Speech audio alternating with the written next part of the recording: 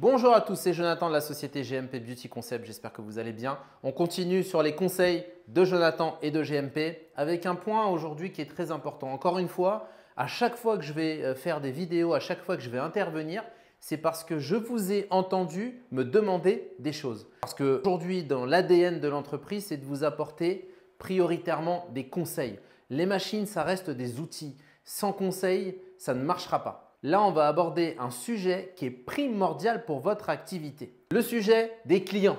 Comment on va chercher des clients? Bon, aujourd'hui, on s'aperçoit que, et c'est comme ça, c'est la tendance, 90% des centres aujourd'hui font de la communication digitale. Principalement, ça va être Instagram. Moi, je me rends compte parce que, évidemment, je ne peux pas proposer à mes clients d'ouvrir des centres si moi, j'en ai pas un. Et donc, j'ai un centre. Aujourd'hui, on se rend compte de quelque chose qui est très important. C'est qu'en fait, si vous voulez, la clientèle d'Instagram, déjà, vous êtes tous à parler aux mêmes clients. Donc, vous êtes tous en train de faire des publications sur Instagram. Alors, évidemment, peut-être que vous n'avez pas tous les mêmes followers, mais des fois, quand vous êtes dans la même ville, oui, vous pouvez les avoir. C'est une clientèle qui, à la base, ne cherche rien. Voilà, c'est une clientèle qui est là, qui scrolle, puis à un moment donné, ils vont voir une offre, deux offres, trois offres, quatre offres, et puis ils vont se décider. Mais on s'aperçoit, nous, que c'est une clientèle d'opportunité. C'est une clientèle qui ne cherchait pas forcément, par exemple, à faire de l'épilation définitive, mais qui se dit, bon, bah tiens, c'est sympa, elle fait une offre à moins 50%, j'y vais. Il y a une autre clientèle que vous n'allez pas chercher, qui est très importante pour la stabilité de votre commerce. Cette clientèle, elle est double. Première clientèle qui va être plutôt la clientèle Google. Clientèle Google, c'est quoi? C'est des personnes qui cherchent. Potentiellement, ils sont intéressés, ils sont prêts à dépenser. Si par rapport à cette clientèle Google, vous avez des avis Google excellents et en quantité, vous allez forcément passer devant quelqu'un d'autre, au moins sur la prise de contact. Et malheureusement, moi je me rends compte, et ce n'est pas le cas de mon centre, pour ceux qui me connaissent, vous irez voir, on se rend compte que les avis Google sont très peu travaillés. Alors j'entends, ouais, mais ce n'est pas facile parce que je ne sais pas comment les demander, je ne sais pas comment m'organiser. Ce n'est pas compliqué. Vous avez maintenant des petits QR codes, vous achetez ça, ça vaut 5 €.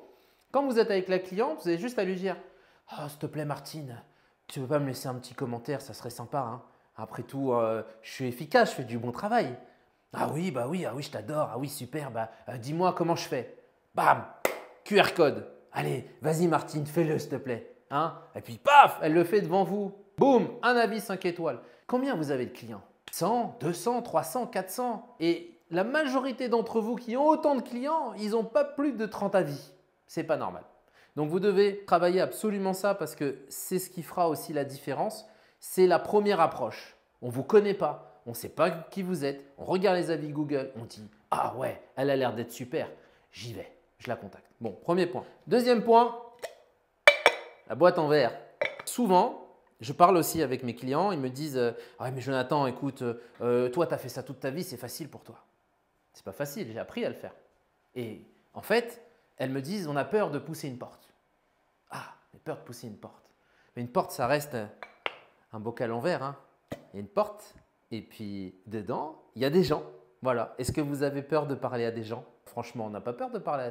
Vous avez peur de parler, vous, à des gens? Parce qu'il y a mes community managers derrière la caméra quand même. Non, on n'a pas peur de parler à des gens. Donc, il faut aller taper aux portes. Il faut aller chercher des partenaires. Il faut faire du copinage. Il faut organiser des jeux concours, il faut aller se faire connaître sur un marché où potentiellement il y a aussi des clients qui ne vont pas ni sur les réseaux sociaux, ni sur Google, ni sur Internet et où vous pouvez aller potentiellement chercher un besoin. Donc, très important, on fera une vidéo terrain, d'accord? Où vraiment on va sortir dans la rue. Je vais aller chercher de la clientèle pour le centre. Vous allez voir, ce n'est pas compliqué et au final, on se rend compte qu'on perd un temps fou. Parce que justement, c'est simple. On s'en fait un monde. Ah ouais, mais attends, je ne sais pas comment je vais lui dire, machin. Soyez naturel. Bonjour, vous allez bien? Oui, et vous? Oui, très bien. Écoutez, je viens vous voir. Je voudrais vous parler juste 2 minutes de ce que je fais. J'ai un super centre, les clientes sont ravies. J'aimerais proposer à vos clients une solution. J'aimerais proposer à vos salariés une solution. Et ensuite, il suffit de prendre des coordonnées, de rappeler, envoyer un petit message.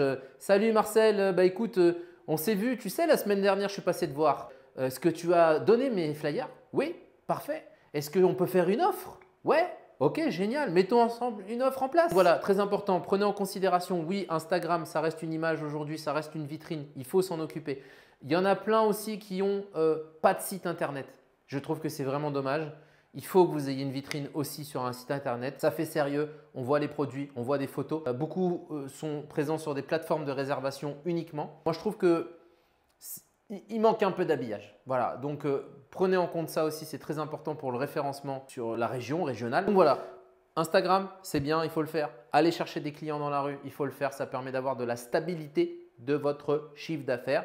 Le bouche à oreille, alors là, ça c'est exceptionnel, mais ça je ne vais pas vous l'apprendre parce que vous êtes tous très forts là-dedans et c'est génial et je suis très content pour vous. Ça veut dire que tout se passe bien chez vous et que les clients sont bien reçus et qu'ils ont du résultat.